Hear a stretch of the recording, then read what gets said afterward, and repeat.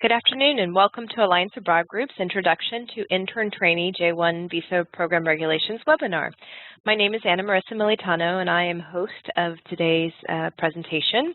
The goal is to get you more familiar with these two programs, Intern and Trainee, and most of the presentation is based on the J1 regulations as defined by the Department of State.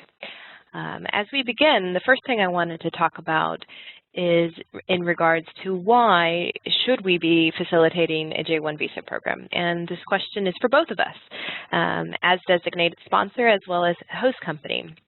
And ultimately, we think that there's three reasons, major reasons why you should be facilitating this program.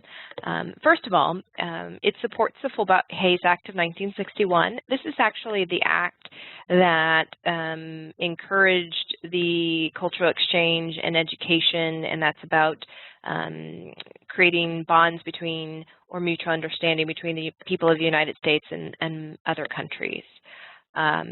Also, too, a very important thing is it encourages understanding and awareness of cultural similarities and differences between Americans and foreign exchange visitors.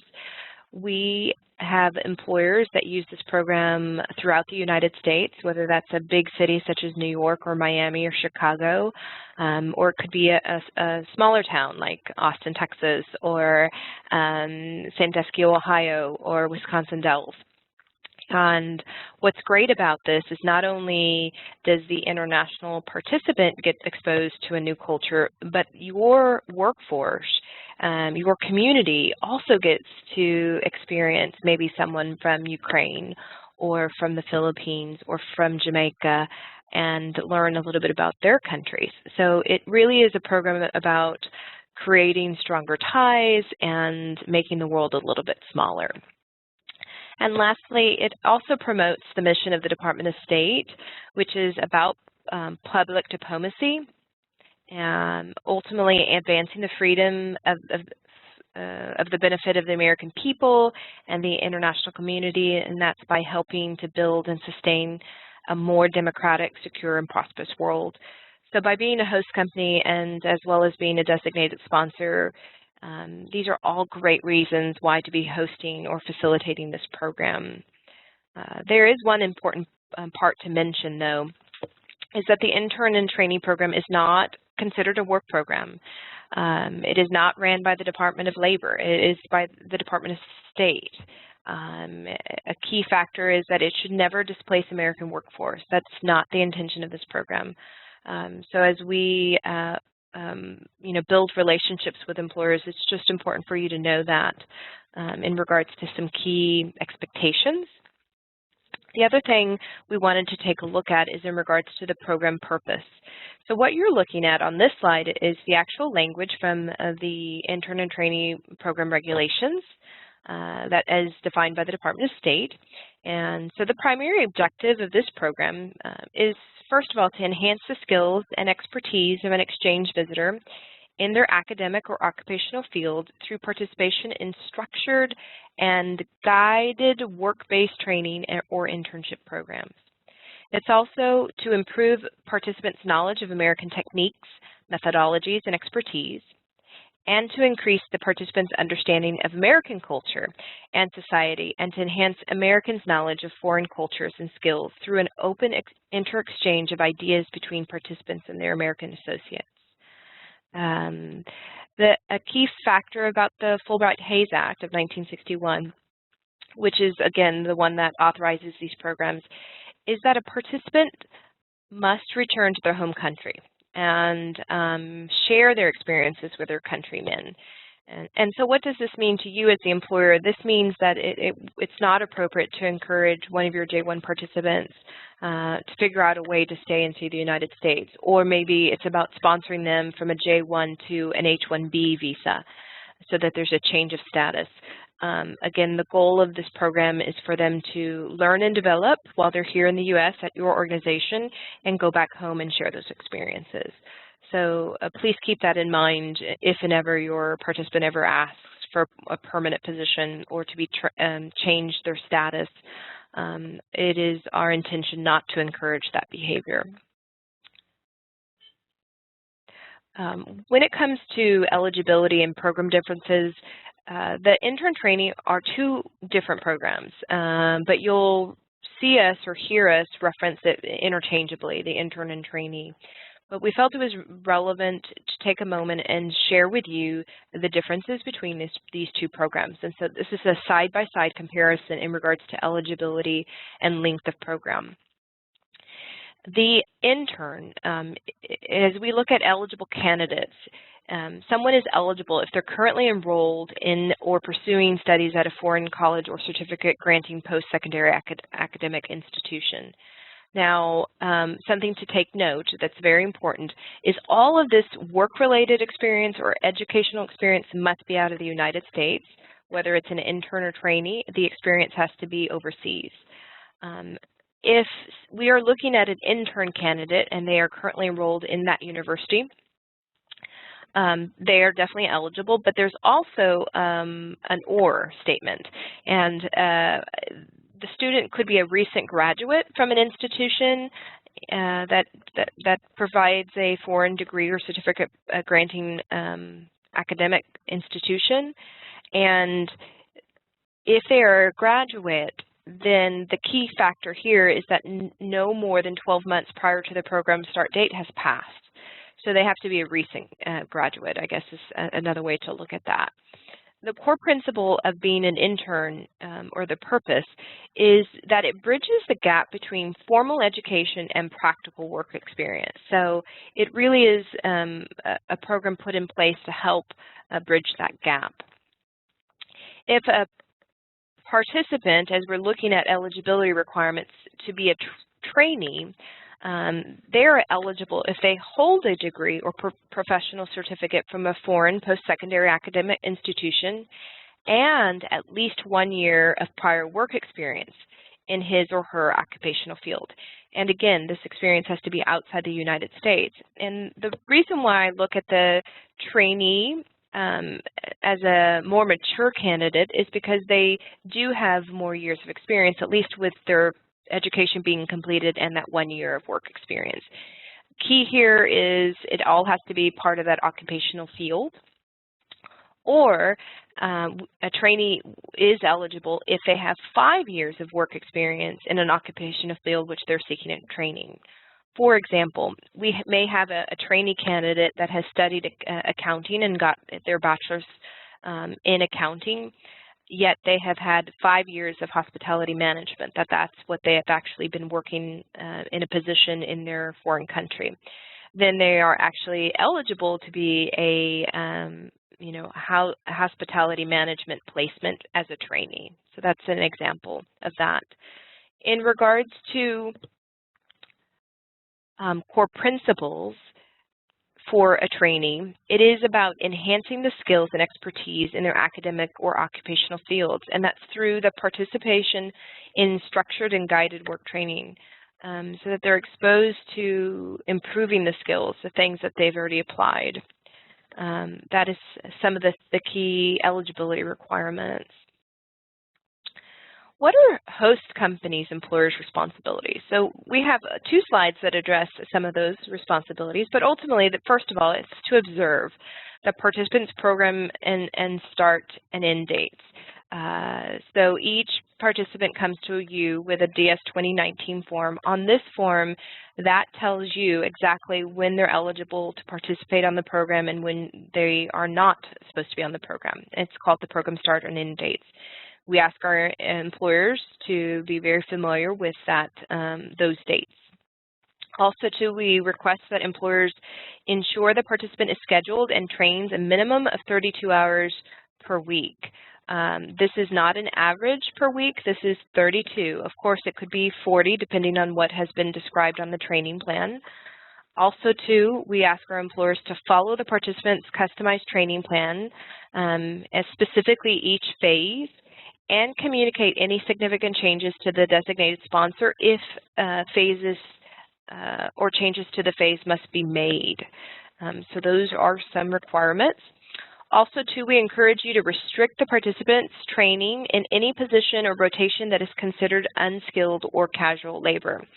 Now, this is very important distinction between, say, the intern trainee program versus the summer work and travel program. This is about further developing a young professional.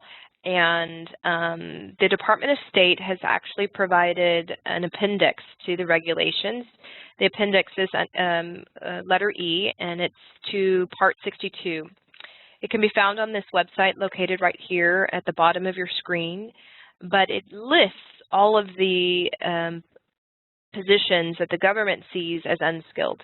For example, a PBX operator, maybe it is a housekeeping or bartender, things that you do not need a degree in order to work in. And so be very cautious about allowing your participants to do a rotation through something that is considered unskilled labor.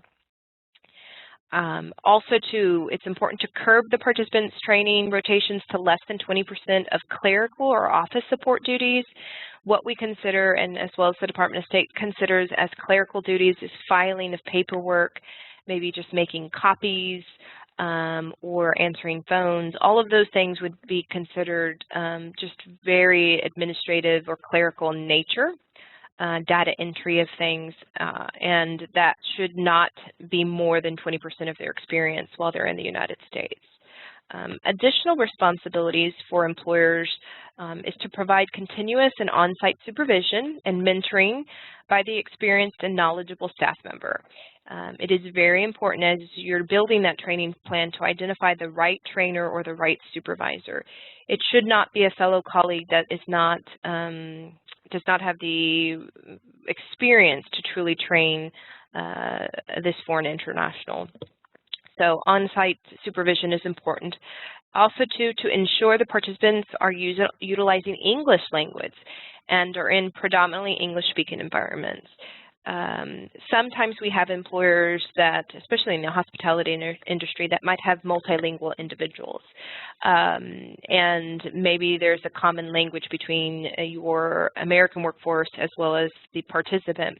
It's very important that those individuals are speaking English because that's the intention of the program for the international participant. And so it's important to encourage speaking of English, even with the American counterparts or associates. Also, to conduct the participants' midpoint or final evaluations. Midpoint evaluations are required for programs that are more than 6 months in length. And we do this electronically. An email will go back out to this immediate supervisor as well as the participant and need to be completed together, asking key questions about their experience on the program. Also, an additional responsibility is for the employer to support the participant in regards to housing, training, resources, or additional needs that they may have on the program. Being open and honest in regards to communication is definitely a key for success, both with us as your designated sponsor and with the participant. So if there's any questions ever about roles and responsibilities, whether that's the participant or your immediate supervisor or as an employer, we're here to answer those questions and support you in anything that you might be wondering about or curious about. We definitely want you to ask first. So we can support you in that. Culture exchange is, again, the primary reason why we're hosting these programs, that and, of course, educational experience. But some of the host companies and sponsors' responsibility is to ensure participants are exposed to and participating in American culture. What is American culture? Someone asked me at one point, and we obviously there's a lot of things that are unique about Americans. Everything from the food type, from weather to you know, how important American freedoms are, time-oriented, sports-centric, are all very important parts of American culture. And our goal is to share that with our international participants. How do we do that? By offering the participants a variety of cross-cultural activities within the organization or within your local community.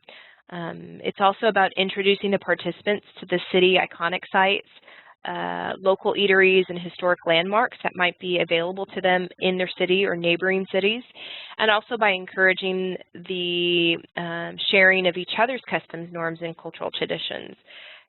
So here in Austin, for example, we are the capital of Texas, and we're definitely known for our Tex-Mex and food trucks and of course, barbecue. So these are all things that we would expose our international participants to while they're here in the United States.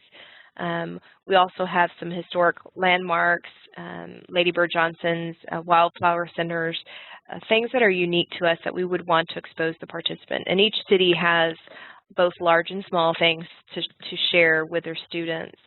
And as we learn more about, or as the participants learn more about our culture, it is definitely relevant as we experience, say, holidays together, whether it's the 4th of July, to ask questions about their experience. Do you have an Independence Day in your country? If so, how do you celebrate? Or maybe you have a participant that's on this program during Father's Day or Mother's Day. And again, taking time to encourage a dialogue, whether that's during your stand-up meetings or during one-on-ones, to inquire, you know, how do you celebrate in your home country or recognize your mothers or fathers during these days? And the key to culture exchange is about one individual sharing with another individual or multiple individuals their experience. And the key here is to share and to talk and to ask questions and encourage that from a perspective of learning, not a perspective of converting or persuading them to believe your beliefs or customs or norms. So culture exchange, huge component of this program.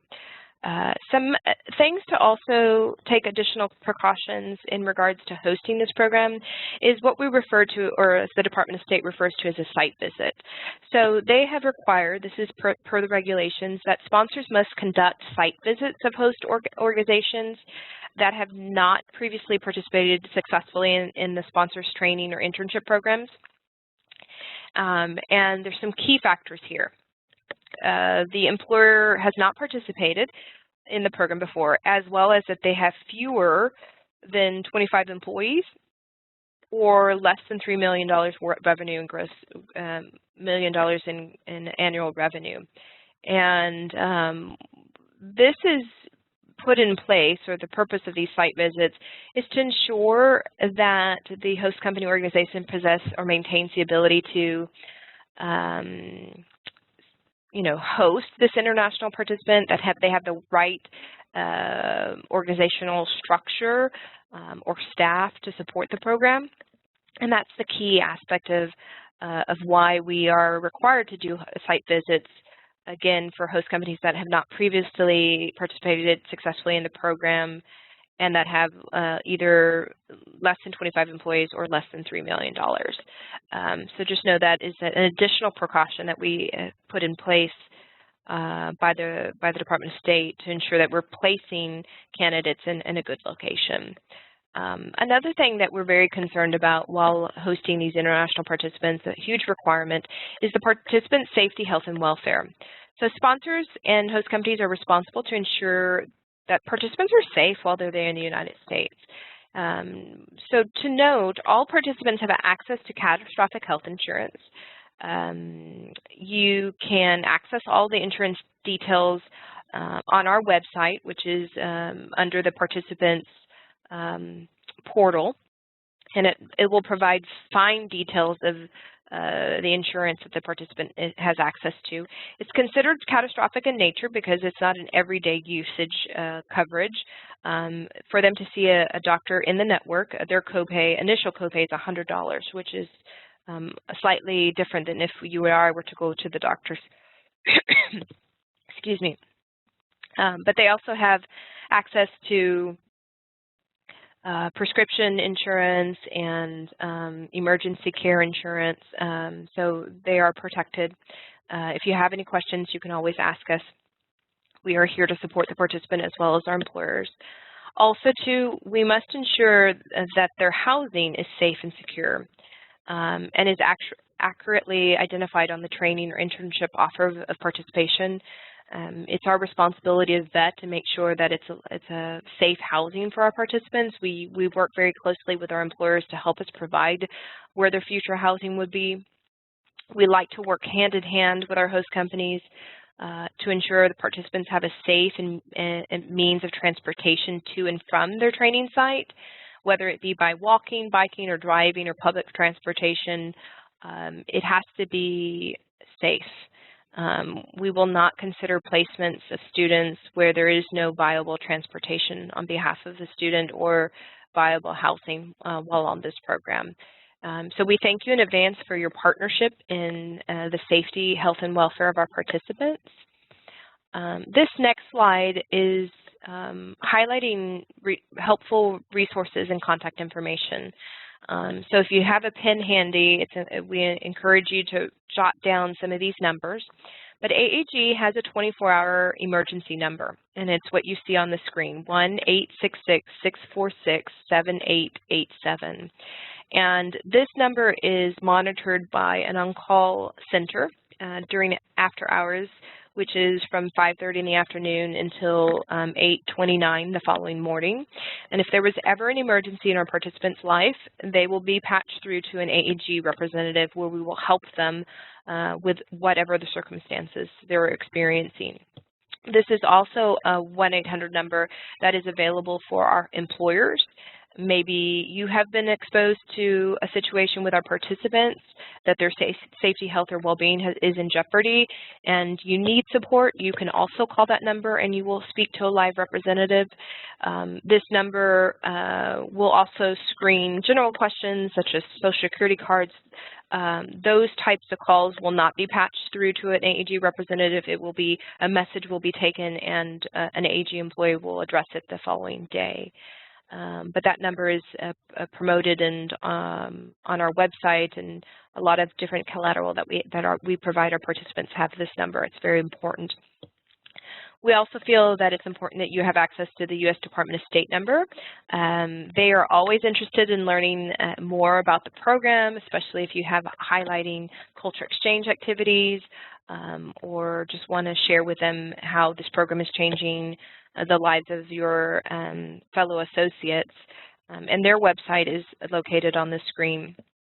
We do provide an employer handbook that has been customized and designed specifically for our host employers in mind. It has a lot of resourceful tips. You can find it on AAG's website under Host Company Portal and Program Resources.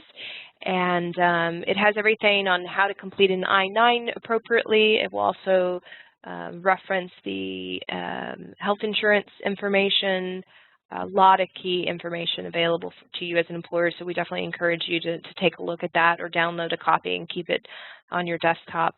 And again, the participant insurance details can be found on our participant portal of our website, and that provides specific details, including group numbers and 1-800 numbers in case you are interested and curious about that. But if there's ever any questions that you may have in regards to the program or your participant, please feel free to call your account manager or call our 1-800 number so we can support you. Please know that you're not alone in facilitating this program. We are here to help if there's any questions along the way. But that actually concludes our today's presentation. So we want to thank you for your partnership in creating life-changing opportunities. Our participants are forever changed because they have an opportunity to train with your company, and we just thank you for your support. And again, if there's any further questions, please reach out to your account manager, but I just want to say thank you for your time today, and we hope you have a great day. Thank you, everyone.